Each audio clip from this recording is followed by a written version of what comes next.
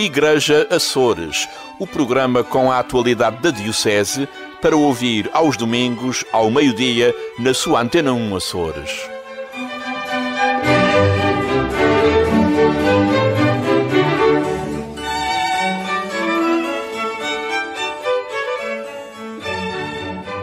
Olá, seja bem-vindo a mais um Igreja Açores. Hoje celebraremos o Dia Mundial das Comunicações Sociais com entrevista ao cônego Ricardo Henriques, diretor do Serviço Diocesano da Pastoral Social. Mas antes, a atualidade da Diocese Açoriana. Neste domingo celebra-se o 52º Dia Mundial das Comunicações Sociais e o Papa Francisco decidiu dedicá-lo à problemática das fake news ou notícias falsas. O bispo Dom João Lavrador, presidente da Comissão Nacional para as Comunicações Sociais da Igreja, garante que o alerta do Santo Padre é atual e urgente numa sociedade manipulada por interesses. Ou há realmente aqui algo de fatores que, não sendo propriamente queridos nas nossas relações, acabam por nos atacar realmente nas relações sociais e sobretudo nas relações de comunicação, que é tudo aquilo que ele depois chama as fake news ou as falsas notícias. Que é, portanto, esses fatores têm a ver com fatores económicos, políticos, como ele próprio aí denuncia. Portanto, estamos numa sociedade de interesses e quando a pessoa não está totalmente liberta, realmente a questão da verdade coloca-se em causa. Realmente o Papa quer sublinhar também que dentro do contexto da natureza humana, dada a sua fragilidade e até este contexto, podíamos dizer, a partir da própria revelação bíblica, de que é o ataque que o ser humano, do que o humano é vítima pelo mal, que no fundo também faz parte da nossa natureza este desvio da própria verdade. Portanto, é um tema muito atual. O bispo de Angra e Ilhas dos Açores diz haver uma menor busca da verdade. Nós reconhecermos que estamos numa época histórica em que há um déficit de procura da verdade. Hoje, os teóricos, os analistas, reconhecem que nós estamos numa época da opinião, estamos numa época naturalmente da comunicação, mas estamos numa época de pouca formação e estamos numa época em que a opinião substitui a verdade. E por isso eu penso que ela é muito, muito, muito atual e quer realmente chamar a atenção para que a comunicação social, que é tão importante e que tem uma função importantíssima dentro da sociedade, com meios hoje realmente que estão ao alcance de todos, realmente não se prejudique realmente na sua relação, que ele chama de verdade, de comunhão e de liberdade autêntica entre as pessoas. No texto A Verdade vos fará livres, o Papa Francisco convida a prevenir a difusão de notícias falsas e a redescobrir o valor da profissão do jornalismo. O Santo Padre garante ainda que a comunicação da verdade é uma responsabilidade pessoal de cada profissional e que o jornalismo é uma missão que deve estar mais centrada nas pessoas. O Dia Mundial das Comunicações Sociais foi decretado pelo Concílio Vaticano II. A Semana da Vida arrancou hoje e decorre até ao dia 20 de maio. Este ano a Igreja Portuguesa escolheu o tema Eutanásia, o que está em jogo. A professora de Ética Maria do Céu Patrão Neves garante que o assunto carece de um debate pacífico e racional. Que tem que ser debatido de uma forma pacífica e, sobretudo, não emotiva, porque essa emotividade de facto conduz a alguma agressividade nas posições. Isso é absolutamente indubitável. Nós temos perfeita consciência que há posições, opiniões diversas em sociedade, há valores fundamentais em jogo e, por isso, a questão é de tal forma importante que é necessário que dentro da sociedade haja efetivamente um diálogo amplo, tranquilo, sereno, transparente, de forma que as pessoas possam efetivamente colocar sobre a mesa tudo aquilo que são os diversos aspectos que importa atender e que são muitos e que são importantes e que têm que ser tomados em consideração. Sobre a recente chegada da Igreja ao debate, a docente universitária defende que a voz da fé não pode ser descredibilizada deste diálogo. Eu creio que esta posição agora assumida ainda mais explicitamente por parte da Igreja, tem sido uma constante. Aquilo que se verifica e que eu constato com maior preocupação é que alguns setores da sociedade portuguesa, muitos deles extremados, descartam imediatamente a posição da Igreja Católica, como de outras igrejas, como, uma vez que são ditadas pela fé, não são importantes para o diálogo.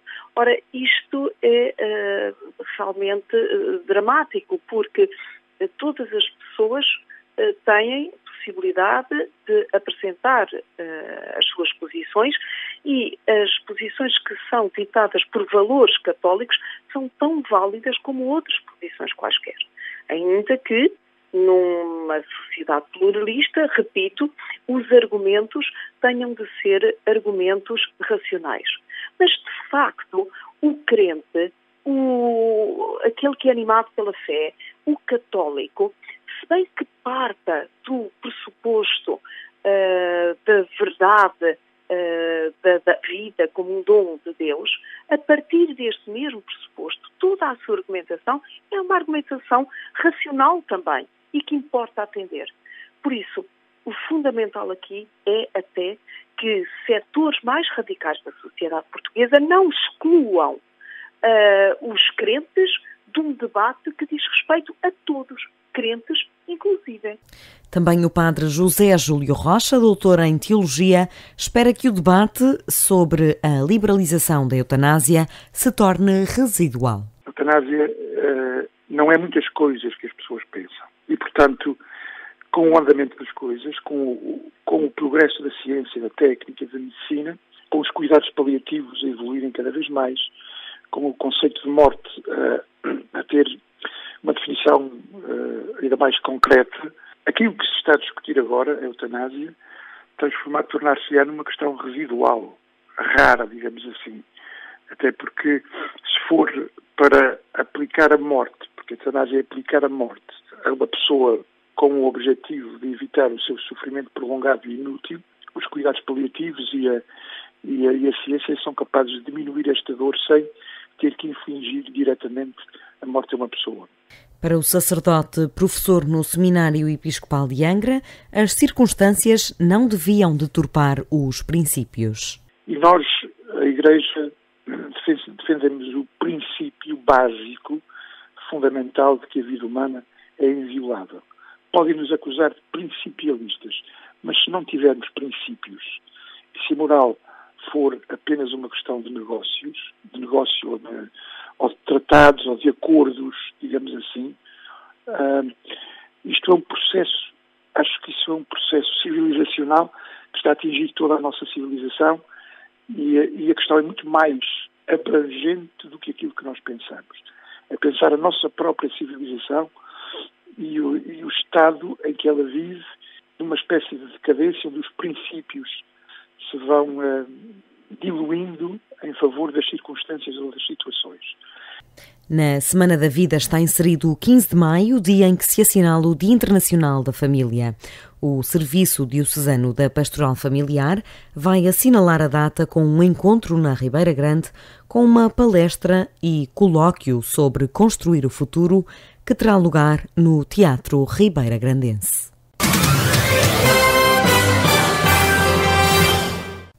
O Caminho Neocatecumenal celebrou 50 anos no passado fim de semana.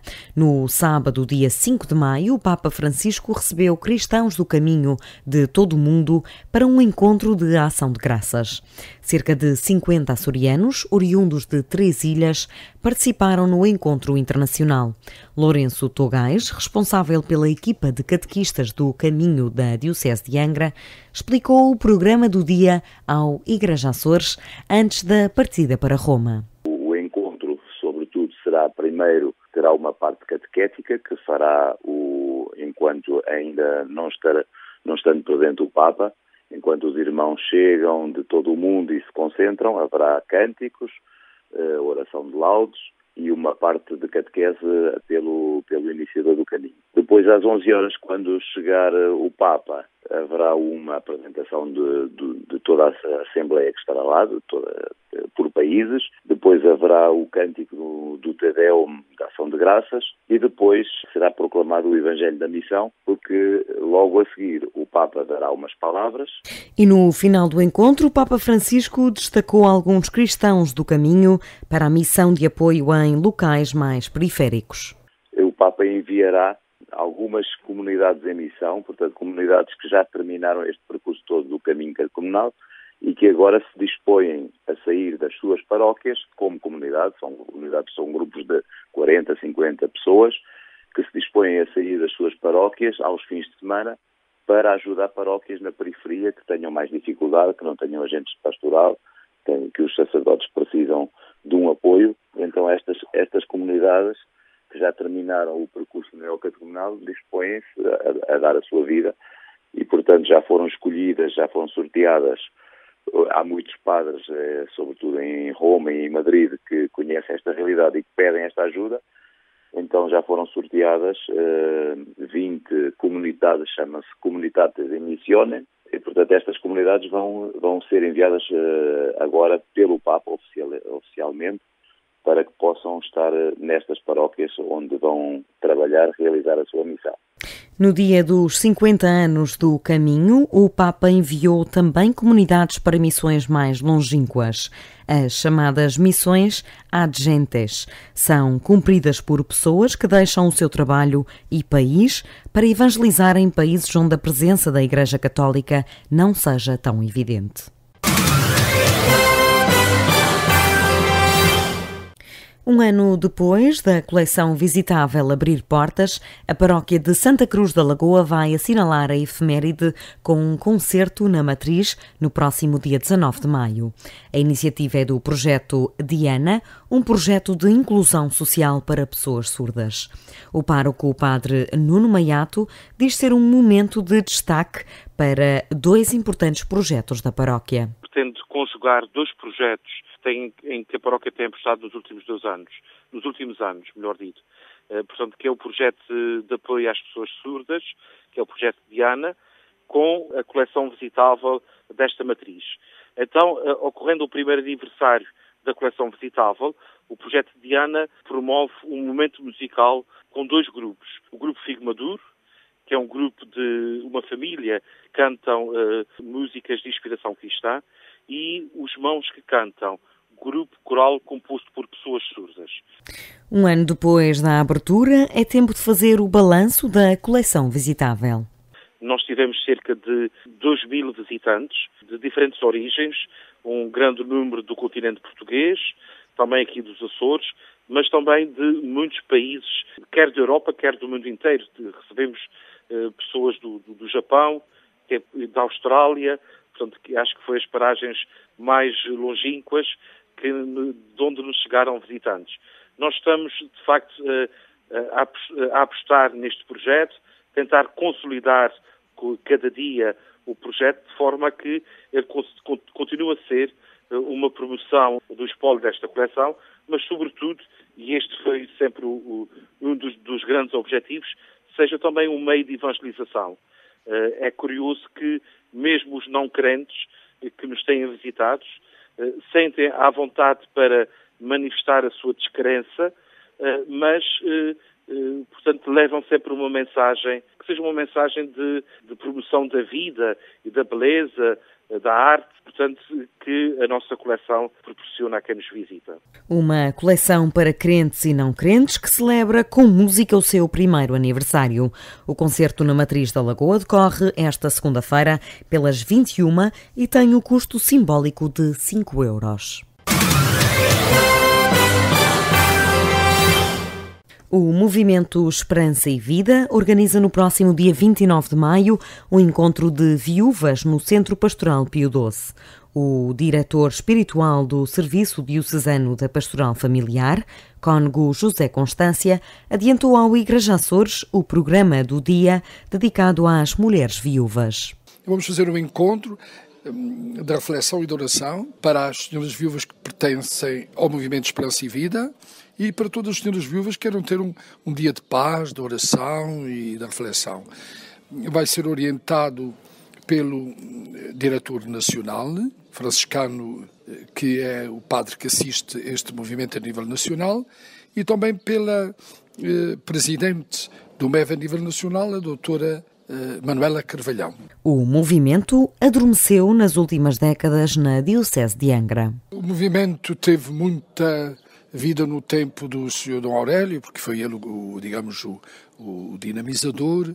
Eu creio que todo o contexto social, humano, eclesial, a família passou por muitas transformações, as senhoras a viuvez, enfim, a situação da viuvez também, um declínio também de aspectos organizativos mais ligados com a família. Agora não se pretende restaurar e fazer um restauracionismo. Pretende-se que as senhoras viúvas queiram ter uma ajuda neste movimento, que a tenham todos os meses na reunião mensal.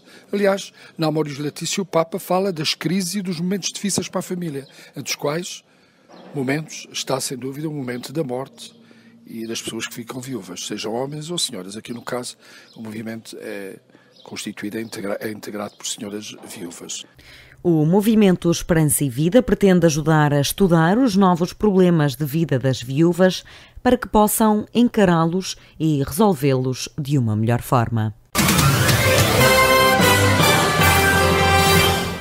É nosso convidado esta semana no Igreja Açores o cônego Ricardo Henriques, diretor do Serviço Diocesano da Pastoral das Comunicações Sociais. Celebra-se hoje o Dia das Comunicações Sociais. Portanto, fazia todo sentido que fosse o nosso convidado. Boa tarde. Antes de mais, obrigada por estar com o Igreja Açores.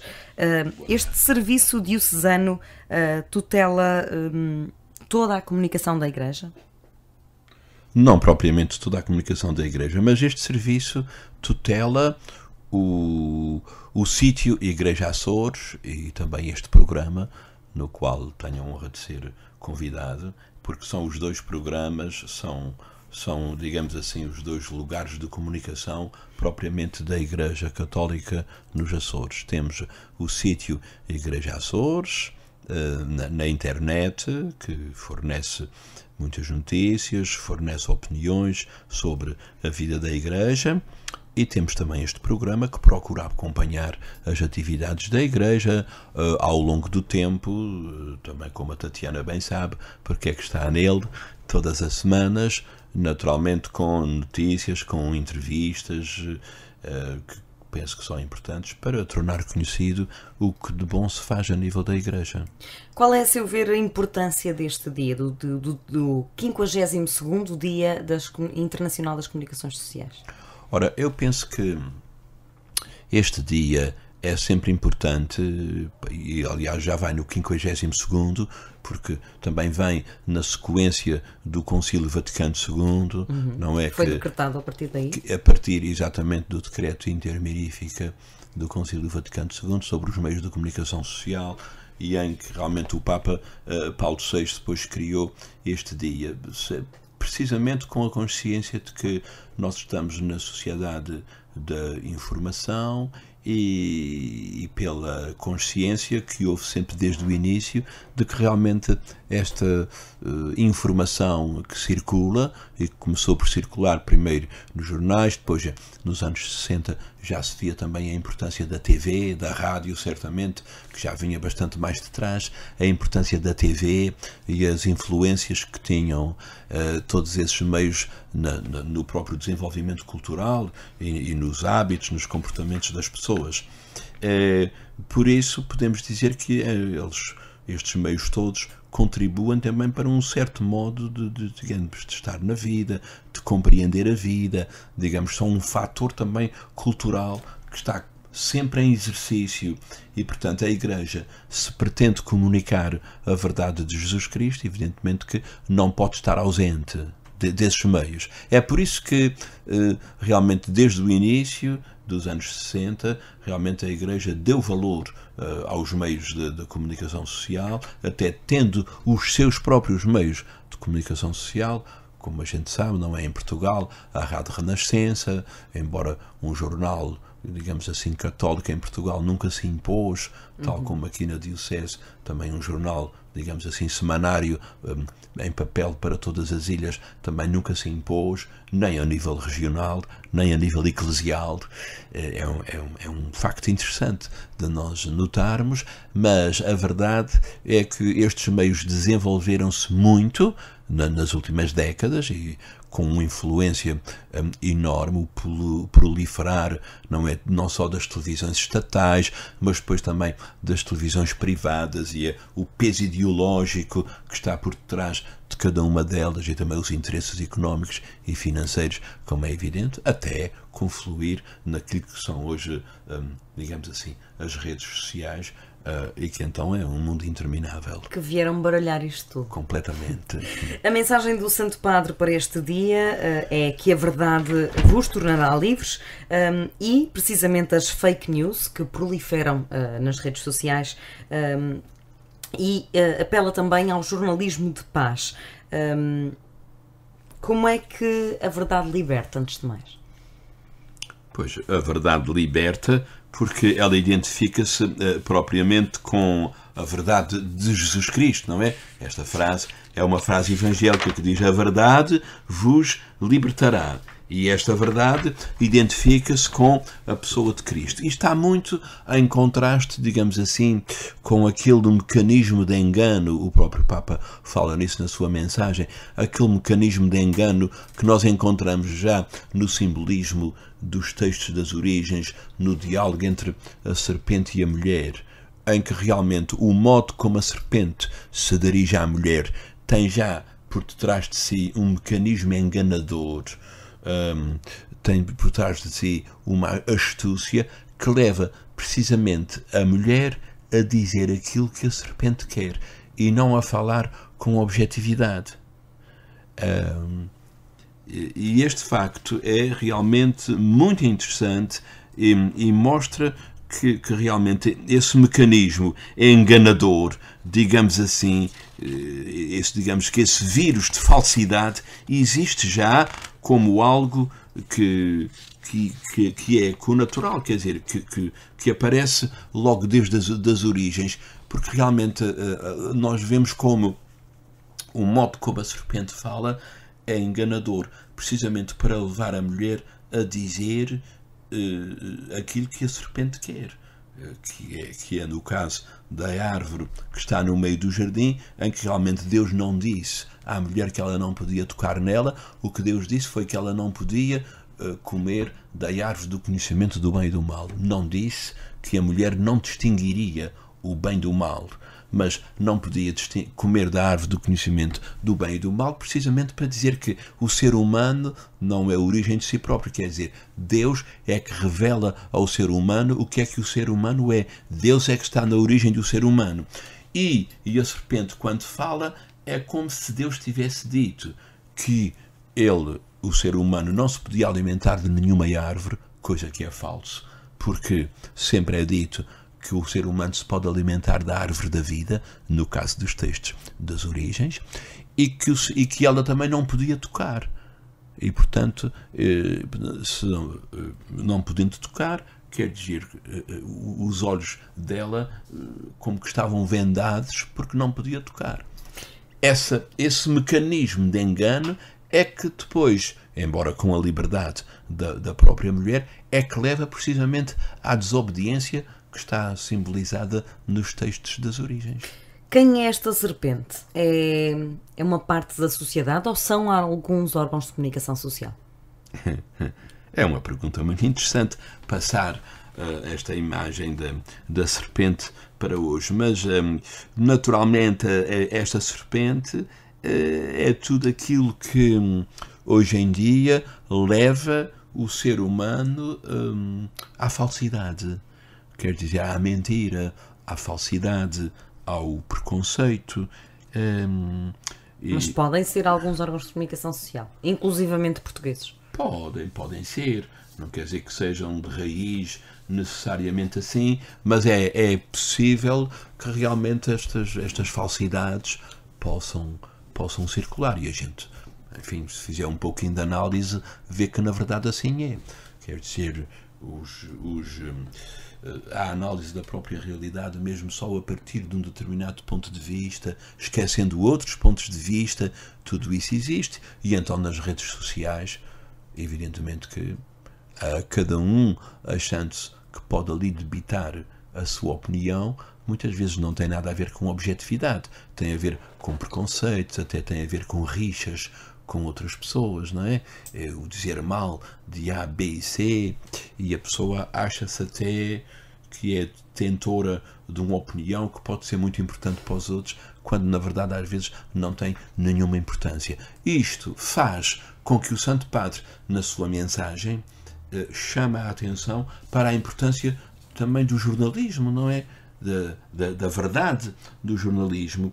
E até podemos dizer que é muito importante redescobrir um pouco a própria profissão do jornalista. Ele diz que o jornalismo não é só uma profissão, é acima de tudo uma missão. Evidentemente. E que a verdade é uma obrigatoriedade pessoal. Evidentemente, é um critério absolutamente essencial, já que o jornalista tem consciência que não vai dar a sua opinião, mas vai procurar objetivar factos, acontecimentos e ideias, e sabe que isso vai chegar a muita gente.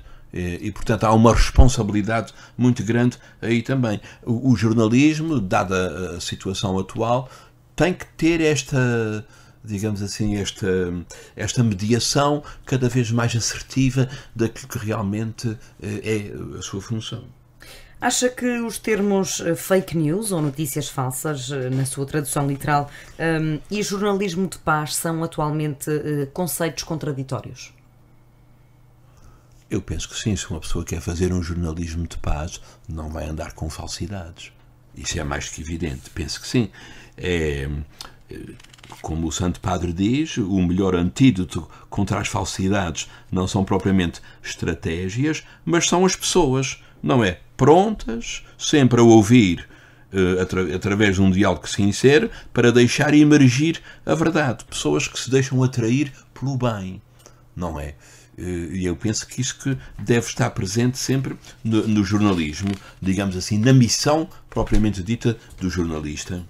Cônego Ricardo Henriques enviou uma carta a todos os sacerdotes da Diocese. Em que é que consiste, para este dia, para assinalar este dia, em que é que consistiu? Qual foi a mensagem que lhes quis passar? A mensagem que eu quis passar foi precisamente a ideia de que este dia não pode passar despercebido, dado a importância que a comunicação social tem, enfim, nesta visão ampla, meios tradicionais, meios digitais, na internet, dada a importância que tem, dado o peso que tem, os sacerdotes também nas suas paróquias não podem deixar de lado este tema. E até há uma dimensão que eu insisto sempre muito, que é uma dimensão educativa, no sentido de as pessoas serem educadas para a sua própria liberdade, ou seja, para se saberem confrontar com aquilo que chega às suas casas através dos meios tradicionais e através do computador, e para terem uma liberdade e uma capacidade de escolha, para que cada pessoa, cada jovem, cada criança jovem seja também capaz de saber escolher aquilo que o constrói, não aquilo que o destrói. O jornalismo cristão, se passo este termo, é um meio de evangelizar para além de informar? Ou deve cingir-se à informação? Eu acho que o jornalismo cristão, se for bem feito, se for jornalismo religioso, propriamente dito, naturalmente que deve primar pela verdade, pela objetividade, como todo o outro jornalismo, e que contribui naturalmente para o bem, contribui para a informação. Mas como é que era o sentido da pergunta que a Tatiana fez? O jornalismo cristão é um meio de evangelizar também? Eu penso que quer dizer, o jornalista de per si, se for uma pessoa cristã, evidentemente que a leitura que ele vai fazer dos acontecimentos, o modo como ele vai apresentar os acontecimentos, naturalmente é filtrado por essa perspectiva que ele tem, por essa leitura que ele faz da sua existência, do mundo e dos acontecimentos. Quer dizer, uma coisa é uma pessoa que tem fé a falar seja do que for, outra coisa é uma pessoa que não tem fé a falar também seja do que for. Isso, acho que sim. E falta fé na comunicação social portuguesa atualmente? Pois eu não sei, é difícil também dizer isso. É difícil dizer se falta ou se não falta. Cada um, por si próprio, é que saberá, cada um que está em cada um dos meios de comunicação, naturalmente os que estão ligados às dioceses, os gabinetes de comunicação das dioceses, os meios de comunicação social das dioceses, pois esses naturalmente devem fazer uma leitura cristã da realidade. Os outros apresentam-se como humanistas, mas regra geral estão sempre ao serviço de uma certa ideologia, ou estão ao serviço de um grupo económico ou de um grupo financeiro, porque é esse patrão que lhes paga. Evidentemente, isso tem que ser tido em conta, como é óbvio, mas não significa que não possa ser um jornalismo objetivo e que vai ao encontro do bem e da verdade e que não tenha princípios humanistas da construção do ser humano. Não vejo que não possa ser. Padre Ricardo Henriques, qual é a estratégia de comunicação para unificar uma diocese com 9 ilhas, sendo a nossa a diocese mais dispersa do país? Pois, eu penso que a internet é muito boa, o nosso sítio Igreja Açores é muito bom, porque chega muito, sobretudo, aos meios urbanos, chega aos órgãos de comunicação social generalista que existem nos Açores, onde realmente o produto religioso é apresentado até praticamente como sai no sítio Igreja Açores. Isso é muito importante. Funciona também como agência de notícias. Agência de notícias, claramente. Isso é muito importante, sobretudo para os meios urbanos. Se me disser que nas ilhas pequenas, ou mesmo até no mundo rural, mesmo das ilhas grandes, é mais difícil haver o acesso à internet, sobretudo a partir de determinadas idades, aí eu também concordo que sim, é mais difícil. Nesse aspecto, talvez haja um certo déficit, no sentido em que, se não houver um texto escrito em sítios rurais mais recônditos, será mais difícil ter conhecimento da informação religiosa, dos artigos de opinião que saem no sítio Igreja Açores. Penso que sim, onde o acesso aos jornais generalistas é menor e onde não há texto escrito com aquilo que nós colocamos no sítio Igreja Açores. Isso penso que sim. Quais têm sido os maiores desafios desde que é o diretor do Serviço Diocesano da Pastoral das Comunicações Sociais? Que desafios é que enfrenta a Diocese de Angra? Eu penso que há muitos desafios. Naturalmente, o de ter... Dificuldades, há? As dificuldades... Pois, as dificuldades existem sempre, sobretudo do ponto de vista financeiro. Ou seja, se a Diocese tivesse muitos meios financeiros, até poderia haver, a par deste sítio, deste meio digital, poderia haver um meio tradicional em papel para chegar a todos os sítios. Mas não há condições financeiras para isso poder existir. Naturalmente que isso é uma dificuldade inerente à nossa condição e não vejo que nos próximos anos possa haver alteração nesse aspecto. Nunca se sabe. Mas seria uma vontade sua?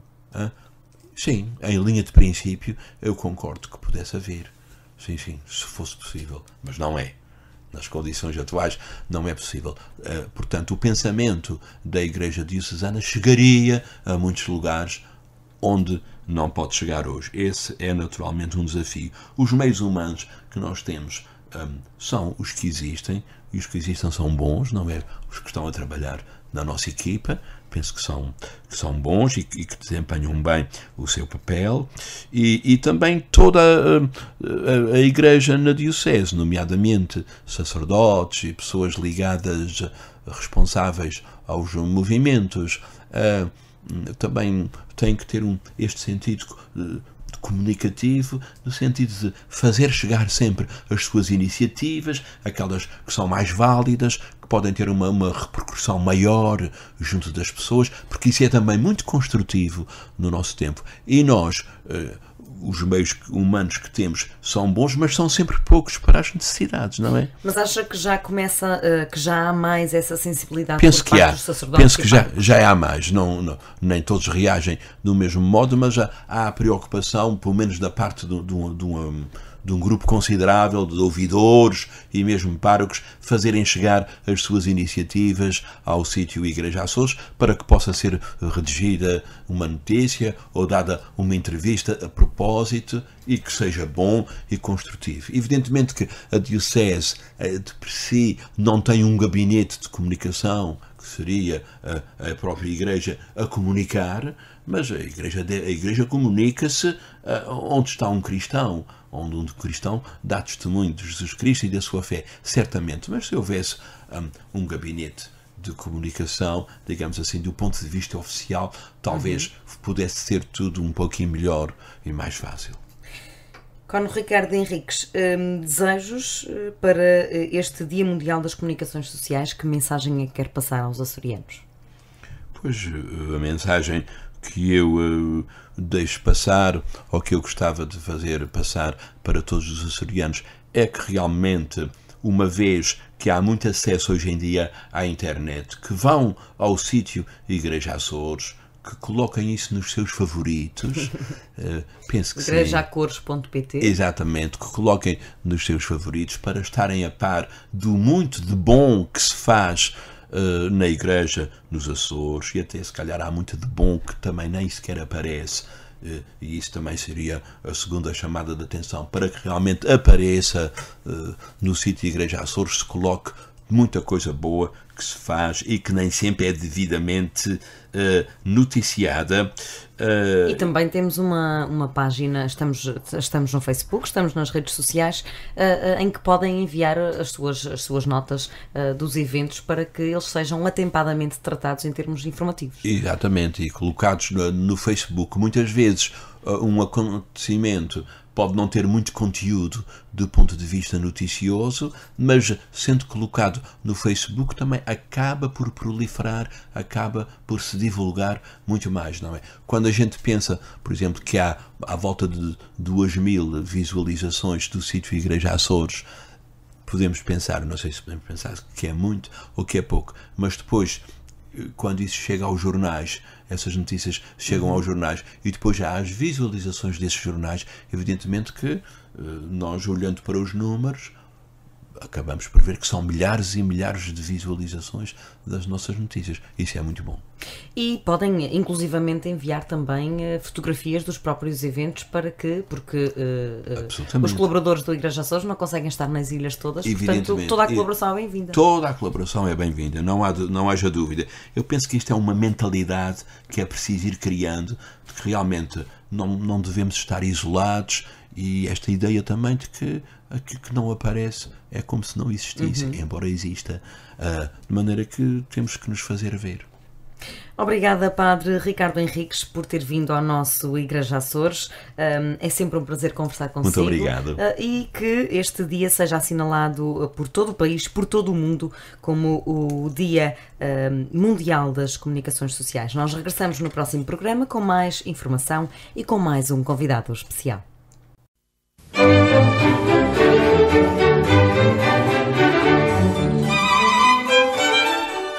Igreja Açores, o programa com a atualidade da Diocese para ouvir aos domingos, ao meio-dia, na sua Antena 1 Açores.